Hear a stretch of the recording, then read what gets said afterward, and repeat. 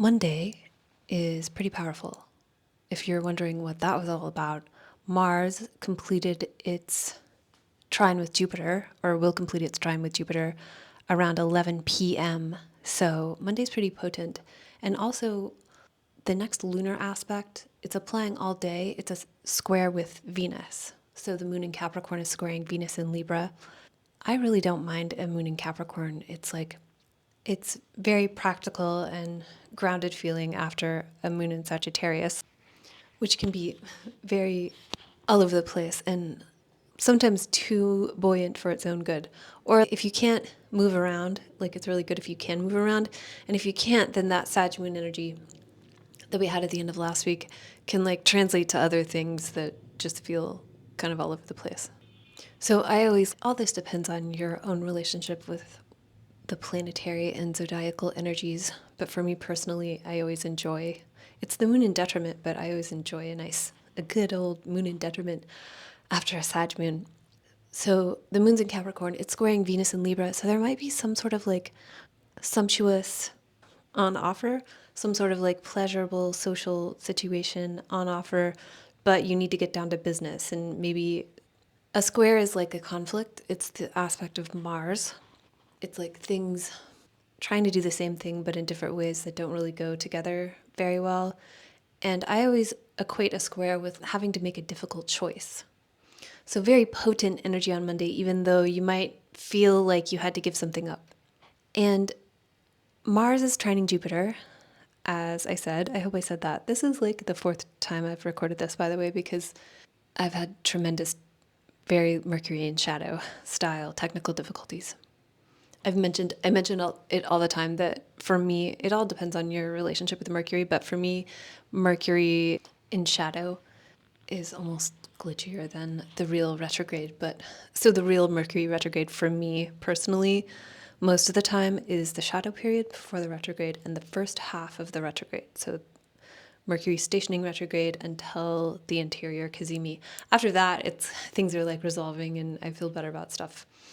And it's way less like new problems presenting themselves and more like, okay, you can start to solve them. But right now, it's just been a disaster trying to shoot this. So that's going on. That's not like anything specific to Monday, but it is happening on Monday. That's Mercury's condition. Things are glitchy amidst this like potent / potentially pleasurable energy. And then, so Mars has been pretty bloodthirsty lately because Mars has been not getting what it needs over the past few months. In the summer, we had Mars in Virgo with the South Node. Mars in Virgo is like, I love Mars in Virgo. It's like relentlessly picky in a way that is very effective. It's kind of like the moon in Capricorn. For perspective, Anna Wintour has Mars in Virgo.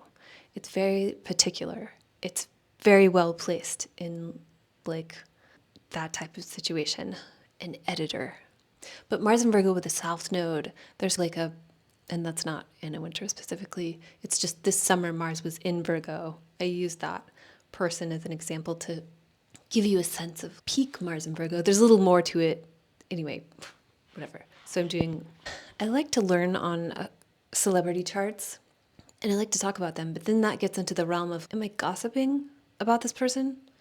I guess if you're a celebrity, a part of your life is out in the open and we're using that for learning purposes. But anyway, so Mars was in Virgo with the South Node all summer. Specifically, the South Node, which is not related to the chart example I just used at all. This is just the mundane astrology. There's like a bottoming out of the energy. Mars is our energy. And so there's just like whatever. It's like with Mars and Virgo with the South Node over the summer, the cynicism was so deep, like the eyes just like roll back into your head. And then you're in a Pisces hypnotic state. Everything just rolls back to just connecting with the unseen in an imaginative way. There's no point in being like particular or doing the Mars things. And then Mars was in Libra, where it's like, it's not appropriate to defend yourself because then you'll get in trouble for being aggressive.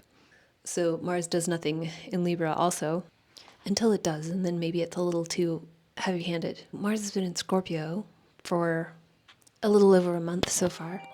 Mars has been in Scorpio for a little or over a month. Mars spends about 6 weeks in a sign.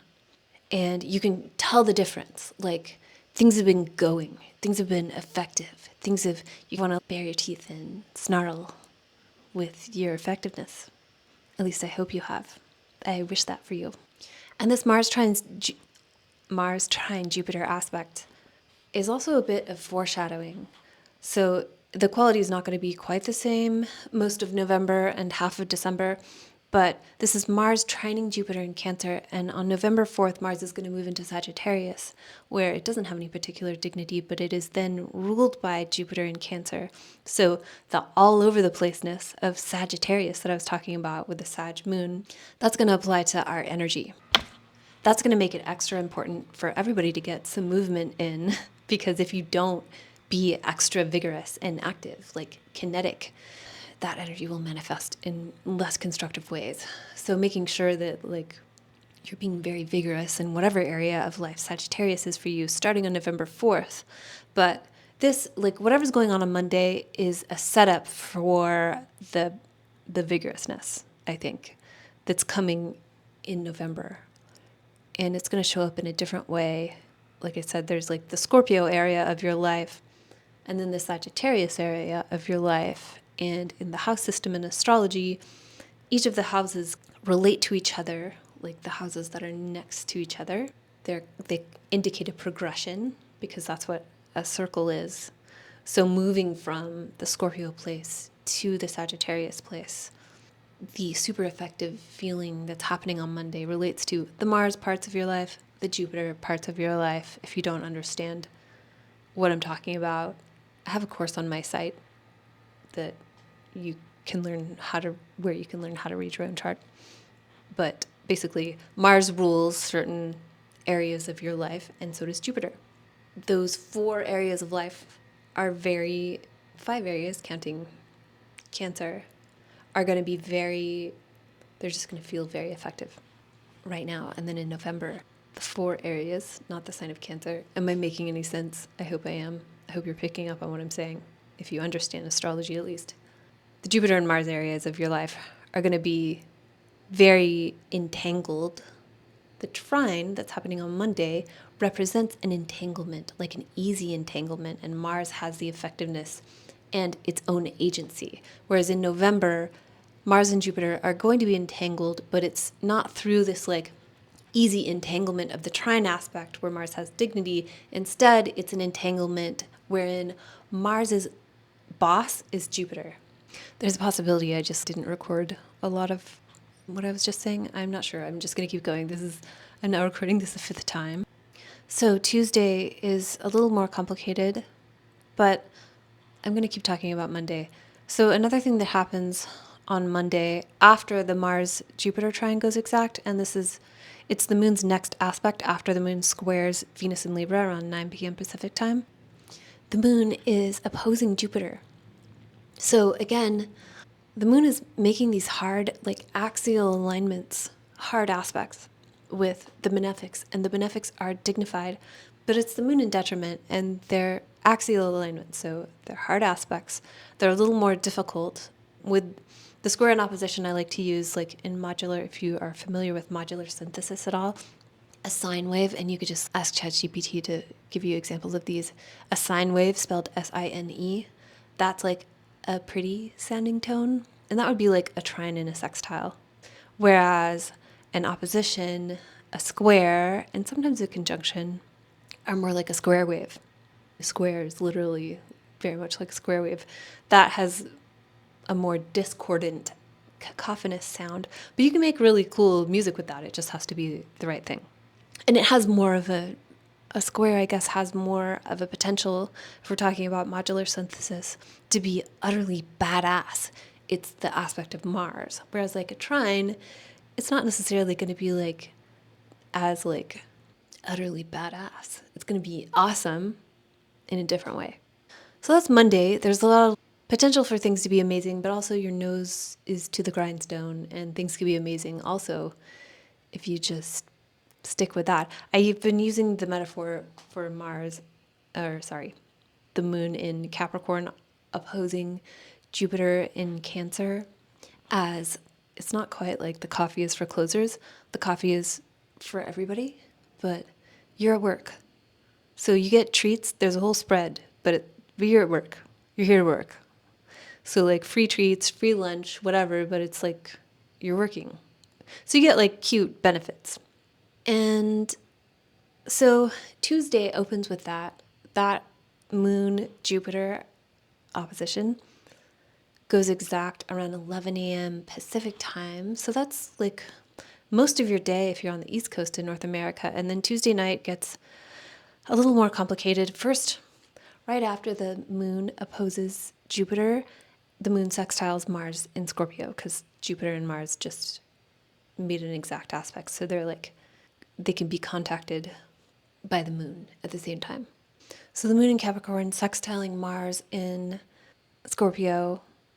I feel like the second part of Tuesday is like carrying over whatever like struck you, whatever like smacked you in the ass encouragingly on Monday, carries forth through Tuesday, like with that effectiveness. The moon sextiles Saturn in Pisces around 1 p.m. Pacific time. On Tuesday, things will get a little heavier, but it's a sextile, and the moon is ruled by Saturn, so it's the boss can see the child. It's the moon, so I said child, but so yeah, I don't mean like child labor, but that's moon in Capricorn, ruled by Saturn a little bit. That's like an extreme example. Anyway, there's a feeling of like energy and effectiveness, even though it's Saturn in Pisces. And so things around 1 p.m. Pacific time after the moon completes its sextile with Saturn, and probably like around that time, I would say even like after it completes its sextile with Mars around 11:30-ish a.m. Pacific time, things will start to like slide, not exactly go sideways in an insane way, but they'll start to like slide in questionable directions because so the moon sextiles Saturn, and that's cool for the moon in Capricorn sextiling Saturn in Pisces. I've typically liked that because it feels like it's grounded, but it has some emotional intelligence, even though Saturn in Pisces is like a little bit confused. But Neptune is back in Pisces with Saturn, so there is a lack of clarity going on, especially also because the moon is sextiling Mercury in Sagittarius. Or sorry, Mercury's still in Scorpio. Mercury's about to enter Sagittarius. That's just wait till Wednesday. The moon sextiling Mercury in Scorpio. And Mercury's in shadow. So glitchy. There might be like, there's a potential of maybe doing the wrong thing, but it works out because these are all sextiles. So it's like constructive. If you're doing something creative, that's better maybe than trying to do something that requires a lot of precision. And then at night, the moon enters Aquarius and things become serious, but in a very different way, and you zoom out a little bit. On Tuesday night, you get this like view from 30,000 feet, not just because the moon's in Aquarius, but because the moon is contacting these outer planets. The moon trines Uranus in Gemini and conjoins Pluto in Aquarius. So you're getting like this element of surprise, which could be upsetting, but like it doesn't have to be upsetting, but it's not necessarily pleasurable, although Uranus is trining Venus by sign only. The other thing I forgot to mention about the stuff that happens like in the middle of the day / nighttime on Tuesday, so like the moon sextiling Saturn and then Mercury and then Neptune, is Mercury is about to trine Neptune. So again, like good for creativity, aesthetics, not amazing for being precise. Wednesday, when you wake up, unless you're on the East Coast and you wake up super early, this happens around 4:02 a.m. Pacific time. Mercury moves into Sagittarius. So here we go. So Mercury is going to go retrograde in Sagittarius and then move retrograde back into Scorpio for a while. So we're really like getting into the weeds. Really with the Sagittarius vibes, getting lost, starting to get lost in the woods. With this Mercury and Sagittarius in shadow, I'm thinking about like Command A. Like I've had some pretty crazy computer problems lately, and with Command A, select all, just wasn't working. So you want to do Command A, all the things, but it doesn't work. It doesn't work. So most of Wednesday, the moon's next aspect is a trine with Venus. So this is the moon in Aquarius trining Venus in Libra. And I think of it's very like cold, like stone cold, cool. And there is a music video. There's a song, but it's a very specific version of a song that is like, I think it's like a cable access performance from the 90s of some musical entity called Asylum Party. And the song is called Julia. And I remember trying to find this a couple times, but the thumbnail looks like this if you're trying to find it. So that's the moon in Aquarius trining Venus in Libra. It's just like some stone cold, cool, somber music, and with Pisces vibes extant. And so that's like the general vibe on Wednesday. There are two aspects that complete that are not lunar aspects before the moon makes that trine to Venus. And that, by the way, doesn't go exact until Thursday afternoon. So the rest of Wednesday, like there's Wednesday morning with Mercury's in Sagittarius. And and then the rest of the day, the moon is applying to that trine with Venus, which seems cool. And so the other thing going exact, the other two things going exact are Mars is trining Saturn and Mercury is opposing Uranus in Gemini. So Mars trining Saturn is like, this is a pretty potent marker for endurance. Just like keep up and you'll be kept up. If you're not triggered by a Yogi Bhajan quote, I'm not like, I appreciate Kundalini, but I'm not like, whatever. Anyway. And this is also interesting, this Mars trining Saturn in Pisces, Mars and Scorpio trining Saturn in Pisces, because around this time last year, in October of 2024, right before Mars entered shadow, Mars in Cancer trined Saturn in Pisces. And I feel like there's something that Mars was looking for, something that even Saturn was looking for, some sort of like energetic support that was headed in a direction trying to get something. And then all this like crazy shit show happened with Mars in Cancer and Mars retrograde in Cancer in the winter of 2024, 2025. And, or like mostly like winter of 2025, early 2025 into the spring. So like January, February, March, April. So now, finally, I feel like this Mars trine Saturn, but it's Mars in Scorpio, Mars direct, Mars basically unafflicted, because Mars is the affliction. So it's in good condition. These like, this arrangement of the malefics, like energy and endurance, it feels really good. And it feels like picking up on something that was starting to happen last year, but got like very fucked up. Pardon my language. So that's like a culmination that's like peaking on Wednesday. You could look back, you could see this like ramping up maybe like the past few weeks. And then Mercury, and these both happen like at the same time. Mars completes its trine with Saturn, and Mercury, now in Sagittarius, opposes Uranus and Gemini. And we're not going to get this exact aspect for another year, although Mercury does drive over Uranus, an opposition with Uranus, a couple more times because Mercury is about to go retrograde, except it'll be Mercury in Scorpio opposing Uranus in Taurus later. So this is like new and different, and it's going to be something. The thing I think of for this is like, there's a internet cartoon that was on and popular before you were born called Homestar Runner, and there's a character called the Cheat, and he's a little squishy yellow creature of some kind. He looked like a cross between a cheetah and a marshmallow peep, kind of. They find like there's like a suggestion of like a strobe light happening in another room, and they walk into the room and they see the Cheat turning the light switch on and off and like having a glow stick. And they said, the Cheat, we gave you a light switch so that you could turn the lights on and off. Like a light switch at the Cheat's height, so like very low on the wall. Not so you could have light switch raves. And that's a little bit like this Mercury in shadow in Sagittarius opposing Uranus in Gemini. And then like it causes like some other problems that are misunderstandings, miscommunications that carry through the rest of November. So Thursday, the moon trines Venus in Libra.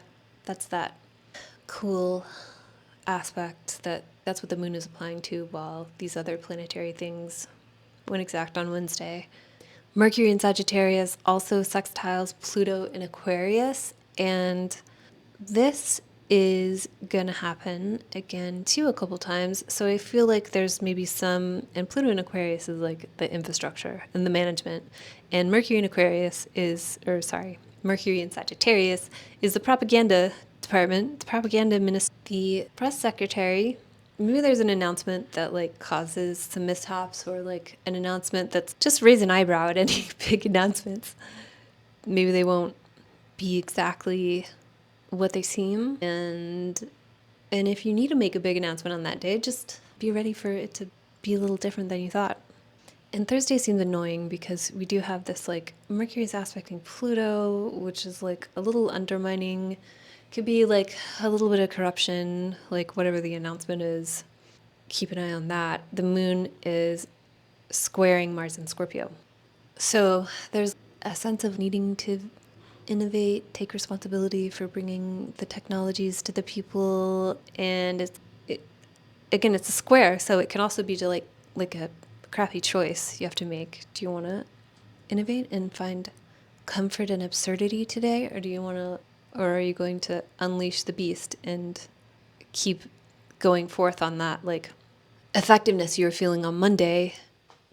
Your sense of comfort might not be very supportive of that on Thursday. Wow, so I paused my recording and I didn't say any of that. What was I talking about even? The moon squares Mars in the moon in Aquarius squares Mars in Scorpio. With Aquarius and Scorpio stuff, I think of the movie Hellraiser. It's just kind of like a gut-wrenching. There's like isolation, there's like gross, down and dirty, raw, whatever, the kind of violence that's like too intimate. So I'm not talking about like necessarily literal violence, but Thursday just has like an annoying, you might be aggro, you might need your space. Mars in Scorpio will not just requires intimacy, but will get it. And the moon in Aquarius maybe either needs its space or is so isolated that it's somehow subject to Mars's way too invasive intimacy. Okay, so Friday is a little different. Friday, the moon enters Pisces, and that's a little better of a vibe, even though it's the moon with Saturn, so there's like some confusing, maybe heaviness. The moon squares Uranus in Gemini. There's like wanting to chill versus some sort of chatty, crackling technology stuff to figure out or reconcile, metabolize. The moon also squares Mercury in Sagittarius, so Friday morning seems really glitchy. I hope you can just sleep through that. It's the moon in Pisces supports you sleeping through that, unless it doesn't. Unless like the moon is in Pisces, you want to sleep through that, but whatever the hell that is makes you not able to chill. The rest of Friday, the moon's last aspect it makes in the evening is a trine with the sun, which is like refreshing. The moon contacting the sun in harmonious ways, it makes me always think like one hand always knows what the other hand is doing. There are not too many cooks in the kitchen. It's like the opposite of if you ask your mom and she says, go ask your dad. The king and queen mom and dad are unified. All day Saturday is just the moon applying to a trine with Jupiter. So that's good. Do something fun on Saturday, please. Don't do work. So Saturday is it's the day of Saturn. So if you weren't a good boy or girl and didn't do what needed to be done, then you have to come into work on Saturday. But don't do that. Get your work done beforehand and try to have fun on Saturday. So that's the moon in Pisces trining Jupiter in Cancer. How wonderful. The moon ruled by Jupiter, trining Jupiter in Cancer. The only catch is that right afterwards, I'm really I'm sort of like raw dogging this here because my recording stopped and because I'm getting just all the technical difficulties this Mercury and shadow season. And I didn't test my mic when I started re-recording, but whatever. The only catch is that right after Jupiter and the moon have their beautiful trine, the moon conjoins Saturn in Pisces. So your fun on Saturday, just know that you might hit a wall, kind of. Something that could happen, something that can mean like the moon trines Jupiter and then immediately slams into Saturn. Your fun time, your fun, buoyant energy could hit a wall. Or it could just be like there's a sense of seriousness around Saturday. Or like whatever your sense of buoyancy, just take it with a grain of salt and know that like it's going to come down. You're going to come down from it pretty fast if you're not like taking the whole ecosystem of qualities, like everything about the day or the fun you're having, keeping in mind the serious stuff about it too. Because so Sunday is pretty complicated and all this might show up on Saturday. The moon conjoins Saturn, the moon trines Mars, the moon conjoins Neptune, and this all happens like first thing in the morning. And if you're on the East Coast, then it's like around brunch. So like complicated, energetic, like if you're hosting brunch, the moon having just come off, like if you used all Saturday to prepare for the beautiful brunch you're hosting, and then you're doing everything yourself, and the moon is trining Mars, and you wake up early, and then the moon conjoins Neptune, and you've got the aesthetics dialed in, that sounds like a great brunch that you hosted on Saturday. And or at least like you prepared for everything, and then the moon moves into Aries where it sextiles Jupiter and sextiles Pluto, and that's like around brunch time if you're on the west coast in North America.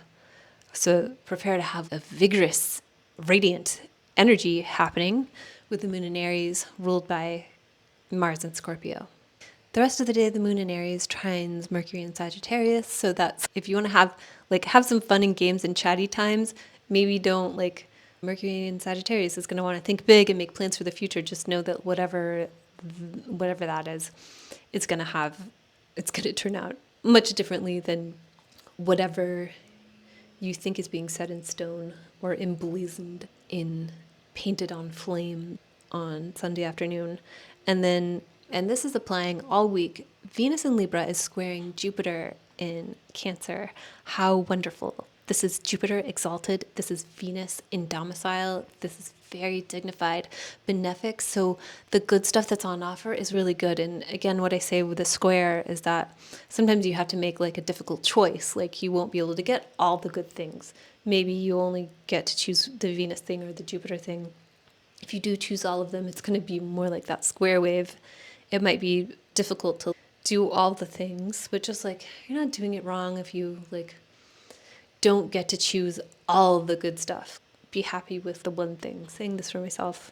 And this Venus square Jupiter will apply all week long. So if you want to do the fun party or you want to go grocery shopping at Erewhon, those would be my two things.